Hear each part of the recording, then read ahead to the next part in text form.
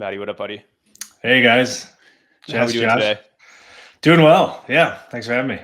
Nice. Yeah, thanks for jumping on. So you're the founder of Legion, which is a platform giving early access to the best ICOs and pre-token sales. Absolutely. So yeah, wondering if you could just kick us off by giving an overview of Legion and maybe specifically highlight what makes it unique from kind of all the other fundraising platforms that people may have in their heads.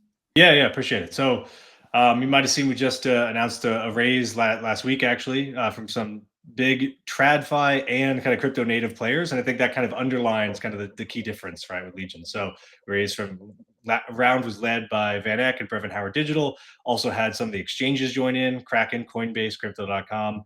So, really, at our core, right, Legion is a platform for on-chain capital formation, fundraising on chain, token sales, as we've talked about. I think there's two areas where we differentiate on. One is the aspect of regulatory compliance, right? Why? It's not just to tick that box. It's because when you look at the absolute top tier teams, the highest quality teams that can raise from VCs, right? If you go and then go to them and say, hey, okay, instead of raising from VCs, go sell tokens to like average people.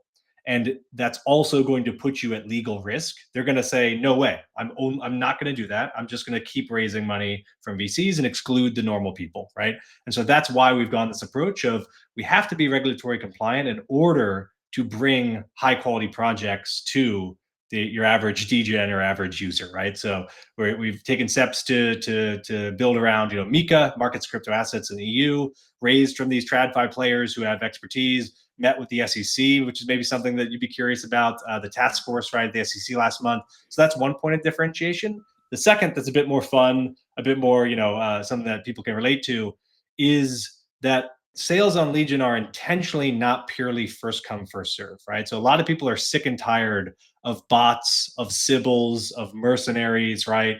Of just like random chance dictating who buys all the token supply.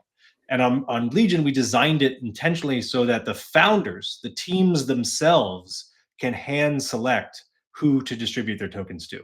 So you as a user, you can come to Legion, you can optionally connect accounts like your Twitter, your X, right? It's signed to prove ownership of EVM wallets, of SVM wallets, connect your GitHub if you're a developer, for instance, and you get all these attributes and scores that really paint a picture of who you are as a user, right? Are you an airdrop farmer? Are you a yield, provider? Are you, a developer that's contributed to Solana projects? Are you a ETH maxi? And so that allows projects to say, we want to customize whitelist, customize max allocation, customize whatever it is, discounts even, to reach the exact right people that are token holders for us. So I know it's a bit long-winded, but those are kind of the 2 points of differentiation that most set us apart. Well, yeah, maybe we can dive into both of those separately. From a regulatory compliance standpoint, I think that the sort of general idea has been that selling tokens or doing ICOs has been on, on the outside side of regulatory compliance within the SEC for the last few years. Obviously, Yep. we're feeling that change happening, but can you put a fine point on what has actually changed that allows us to be back into the 2017 ICO era? Yeah, so a couple things have changed. I mean, one is for the first time ever with the rollout of MiCA, Markets and Crypto Assets, which happened only at the start of this year. It already feels like a lifetime ago, but it's only 8 months ago. You, for the first time ever, had a major jurisdiction, right, saying like, here's the explicit set of rules to follow for selling these things called crypto assets, i.e., tokens, to people. Here's the way that they're not securities. Here's how they're different. Here's how you don't have to follow existing securities laws. And so, yes, that's the EU. Yes, that's not the US, but at least you had a major jurisdiction, a major regulatory body kind of clarifying like there's a path for doing ICOs in a compliant way now. Whereas before, pretty much everything was gray area around the globe. Now, combine that with, yes, no laws have yet changed in the US, but with the departure of Gary Gensler, from a practical risk lens, you have much less risk of the SEC going out of its way to go after teams on like technicalities and like, oh, you meant well, but we're going to go after you because we slightly interpret this thing differently, right? And we're going to take you to court for it. So practical risk has greatly, greatly reduced. And then, yes, no rules have yet changed. So we still only do international persons plus accredited US persons because that's all you can reach at the moment. And that's true of everywhere, not unique to Legion. But we are in conversations with the SEC, whether it's the Clarity Act or potentially even guidance from the SEC itself I would not be surprised at all if non-accredited Americans are getting access this year. Intriguing. Are you not surprised, or if there's a poly market out there, are you putting a money on yes for that? Because I mean, it depends what the odds are, of course, but I'd be a buyer up to at least maybe 60, 65. Yeah. Okay. Yeah. Interesting. Yeah, could you tell us more about the decision to go this, I guess, merit-based route versus the like group-based approach that I guess both AngelList or Echo takes? Yeah, like a syndicate model. Yeah, Yeah. exactly. So I think it's two things. One is a function of regulatory. Like when we talked to founders, they wanted their sale to be this public event, right? They wanted to gain notoriety, get a lot of traction. And so we took the regulatory approach where we can talk about the sale. It doesn't need to be only a private sale. And so for that reason, the sale is platform wide. It's not only limited to a private group. The second thing, though, is that the private group definitely has some benefits. There's trade-offs to both models. I don't think they're strictly competitive. But in the private group model, obviously, you as the project founder are outsourcing kind of the round construction, right? Who's getting the tokens to the lead of the group, and like they might curate the right people for you. They might curate anybody who signs up, right? So whereas in our model, anyone can see the deal, anyone can apply to the deal, you can publicly talk about it, but at the end of the day, you get to hand select if you wanted to. Like we had a sale just close, Almanac, looking to raise 2 million, ended up with over $8 million in applications of subscriptions. Over 2,000 people applied. If they wanted to, they could literally go one by one through all 2,000 people and customize exactly to them. This is how much allocation, we want this person, we don't want that person. They look like a bot. They look like someone really useful, so we're going to give them extra allocation. So they hand select their early community, which is the most powerful thing you can do as a founder. I'm curious if you could kind of, obviously that this is a progressive system, and building these like reputation merit systems is very complicated. But I'm curious if you kind of had a magic wand and it could be in kind of its steady state where you really envision it going, like what is the evolution of that look like? Oh boy, yeah. I mean, I think it's always somewhat of a trend, of a battle, right? Because you're going to have, as technology evolves, like different ways for people to fake things, right? And in crypto, especially because monetary incentives are so so close at hand for most of the things we're doing, like there's oftentimes a direct incentive to fake things and game the system and exploit it. So to some degree, I think it'll always be a give and take battle. But we've gone through great lengths to engineer, algorithms that look at things like your social graph, for instance, right? And so it's like, who are you interacting with? If you're interacting directly with people like Vitalik, it's probably a good sign that you're like a real human being, not a bot, right? Or more accurately, if he's interacting with you, right? And then so if Vitalik is interacting with you and then you're interacting with me, that's a slightly less strong signal that I'm also legitimate, right? So all these type of things that make it, if not impossible, at least drastically reduce the efficiency of spinning up like a giant connected bot network. And like if they're all just kind of trading and interacting with each other, as long as they don't have like actual value add to other people that are more trusted in the system, it actually doesn't make much of a difference. And so it's like detecting those fraud patterns, tweaking it, right? You see other platforms like Ethos have similar kind of challenges. So I think it'll always be a give and take. And if I could snap my fingers, there would be some sophisticated AI that's just sitting there weeding out like fraudulent or suspicious activity. But we'll get there one day. Yeah. I don't know if we do get there one day. I think that's like an under I would take. But I get it. I mean, I think I'm curious how, obviously Josh is sort of laying out there are a number of platforms that kind of, allow for crowdfunding like this. Yeah. Crowdfunding is probably the incorrect word here to use. Also, they're, competing against multiple other ways for launching tokens. And so sure. I'm curious, when you're speaking with founders that are exploring those options, like what are the things that ultimately make them go, fuck yeah, I'm in for Legion? Yeah, I think the two things I've been harping on are, one, they don't have to worry about the regulatory risk, which is like my funds might get frozen, right? I might go to jail. That's just a must-have these days. But also, right, they can market the sale, they can publicly talk about it, they can put it on their Twitter, right? So it's getting attention. They can hand select their users. And then also we're yet to announce, but we'll be rolling out additional kind of partnerships on the distribution side, where you as a founder will just be getting more and more eyeballs, getting listed on the right exchanges, working with the right market makers. We're increasingly focusing on launch your token in the best way, optimize your TGE. Legion is not a platform for just selling tokens, narrowly. It's a platform for the best place to distribute and get your token out into the world. Okay, well, I have to ask you the question then. How do you launch a token in the best way in 2025? Yeah, What are you guys aligning around? Because that seems like a topic of great debate, to say the least. For sure. I mean, yeah, and there's a lot of different ways to answer it, and it's a whole different conversation.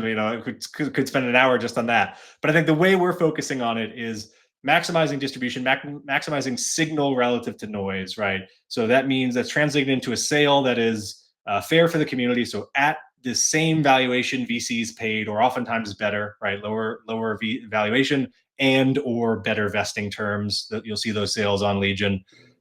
You're getting distribution to the right exchanges, that are making disclosures that are, if they're saying like, oh, we're going to charge you a 3% listing fee, for instance, and those tokens vest for 2 years, they're not just immediately dumping them right at TGE, right? They're respected players in the space. They're opting into disclosure regimes that are slowly rolling out in places like Europe, in places like the US, leading markets.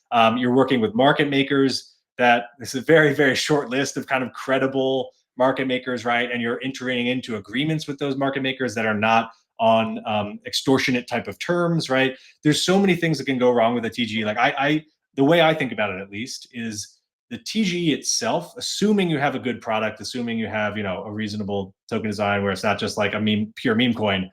The TGE is more about minimizing what you mess up than it is like one perfect design for every project, right? There's different forms of right, but there are definitely common mistakes that you need to avoid. And so we're trying to help teams just minimize all those, opt into making disclosures where investors, regulators, everybody has transparency. We see that as the first necessary step to greater cleaning up kind of the activity in this space that sometimes leaves a bad taste in our mouths. Yeah. I mean, it's funny how seemingly obvious those mistakes are, yet how people keep making them, right? Every single time, and you see these tokens coming out, and you're like, I know what's going to happen here. Like I've seen this happen. It's very tempting, I guess, if you're in those founders' shoes, right, and you've not done it again before yourself. Like you hear someone just promising you the world, it's very tempting to take that offer. I'm curious how you think about the like conviction building side on like the retail side. So I think we've seen studies where retail investors spend no more than 5 minutes making investment decisions. I think we've also seen these dynamics at play on funding platforms like yours, where like low FDVs and friendly vesting terms just naturally attract way more money than independent of kind of the merit of the project. And so like I guess how much do you think that's like a problem to solve for you guys? Like, do you need to educate people and help them build longer term conviction in a project, or is kind of this short term mindedness just a thing that's here to stay and you just have to kind of mitigate? Well, I mean, human nature, like I think an element of it will always be here to stay. Like we try to make sure that people are getting disclosures about the risks and they're represented. They're not like this 20-page document, right? Because it's like a simple, actually relatable form that you can read and understand. Like, okay, this is this type of investment, not this one. Like in a stable coin, right? Like, okay, this is backed by ETH, not like sitting in a bank account, literally backed by dollars. Just a quick example, right? Like trying to give people just t-shirt sizes of risk and like the class of risks that they're entering. I think that's a big piece of it, making disclosures, but making them more relatable. And then you're right, like there's always going to be interest, especially if terms are, low valuation, quick vesting.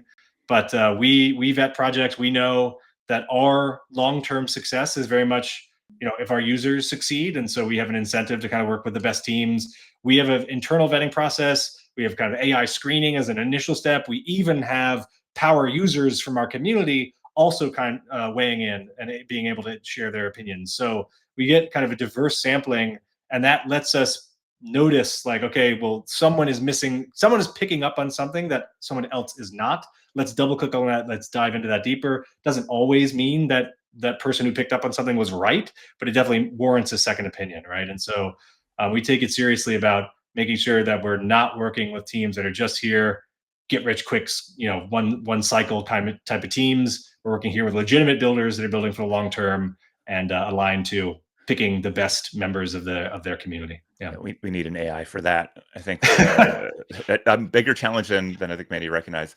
I'm curious if we zoom out a little bit and think about sort of where we're at in token launches generally. I think we've sort of come through the last few years where, you know, the airdrop meta has been the dominant form of launching tokens, both to get attention, but also there's sort of some regulatory dynamics there that drove it. And I think we're sort of seeing that many of those games that have been played to generate a whole bunch of transactions and wallets and vanity metrics that can unlock exchange listings, yada, yada, have really led to down-only tokens. I think there was a topic we didn't get to today of sort of the end of infrastructure tokens because, my God, do they just bleed out once you play those games? And I think we've had many conversations on the show about like what comes next. And I think our belief is this idea is that buying is better than getting, right? That there's sort of some cost basis that you're entering into. You're making a very specific decision to go do it. And you're much less likely at the very least to go sell that if it doesn't go up 100x in the first day. And maybe we start to see charts that sort of compound over time rather than huge falling off a cliff and then maybe hope that they kind of recover.